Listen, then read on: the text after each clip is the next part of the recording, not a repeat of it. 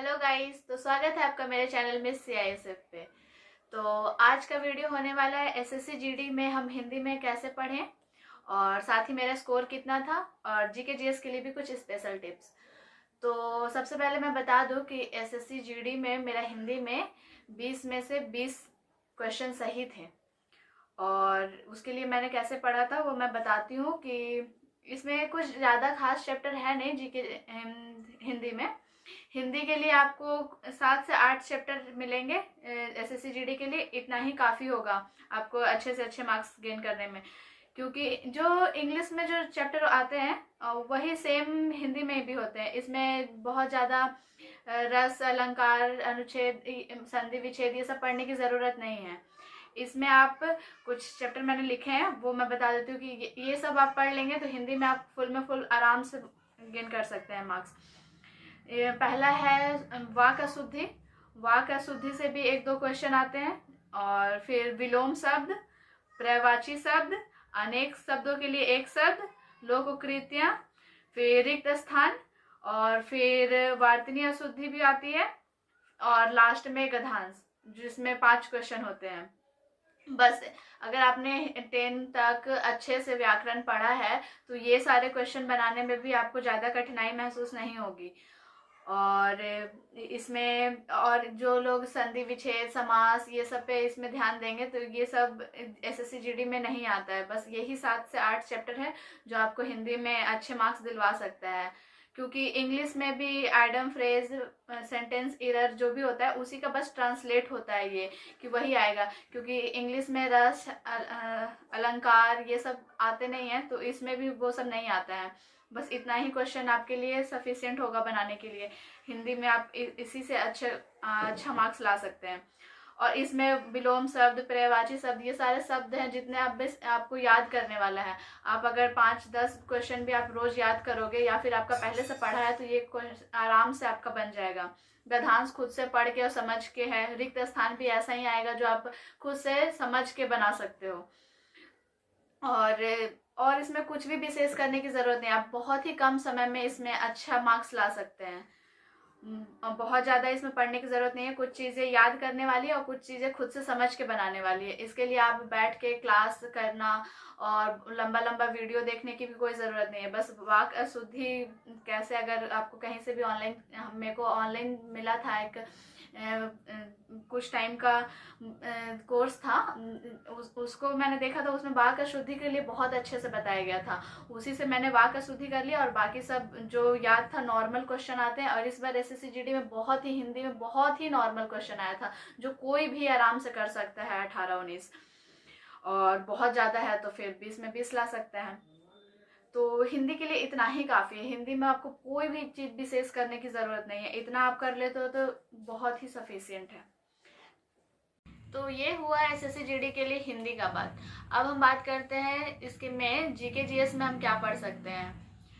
GK GS का syllabus तो आप लोगों को पता ही है कि बहुत ज़्यादा वास्ट है। इसमें कितना भी पढ़ लो तो वो बहुत कम ही होता है।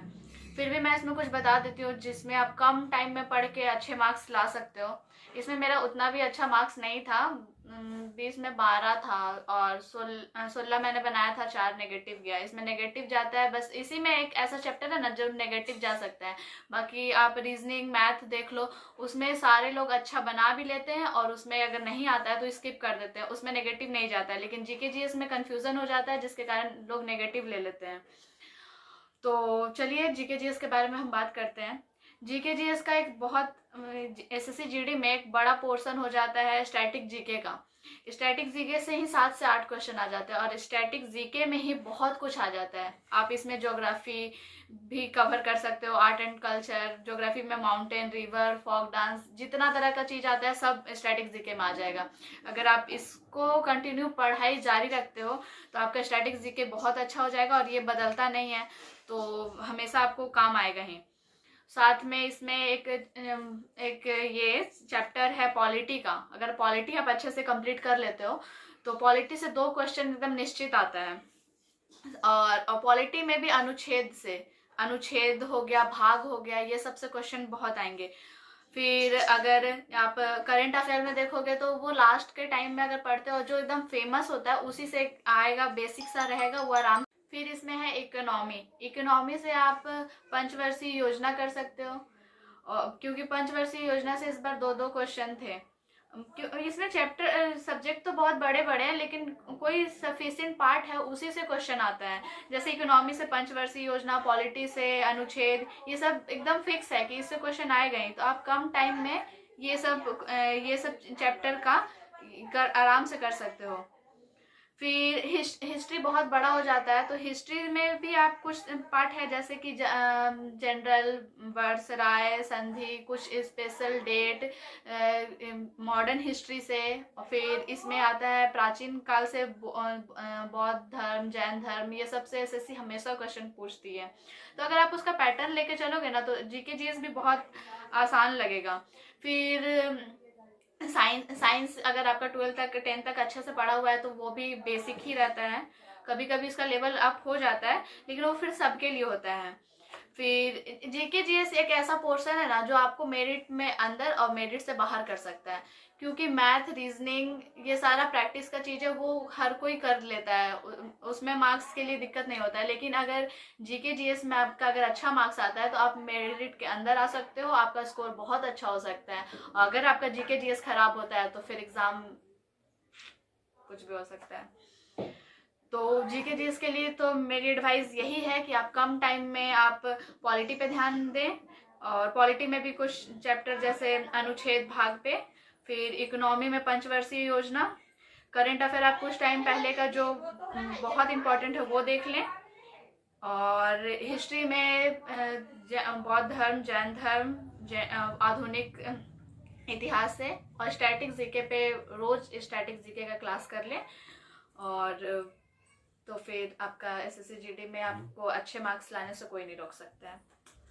तो ये था हिंदी और जीके जीएस के लिए। अगर इसमें भी आपको कोई डाउट हो या फिर और भी कोई चैप्टर के लिए हो तो आप मुझे कमेंट बॉक्स में कमेंट कर सकते हैं, और मेरे चैनल को इसी तरह से देखने के लिए सब्सक्राइब कर सकते हैं।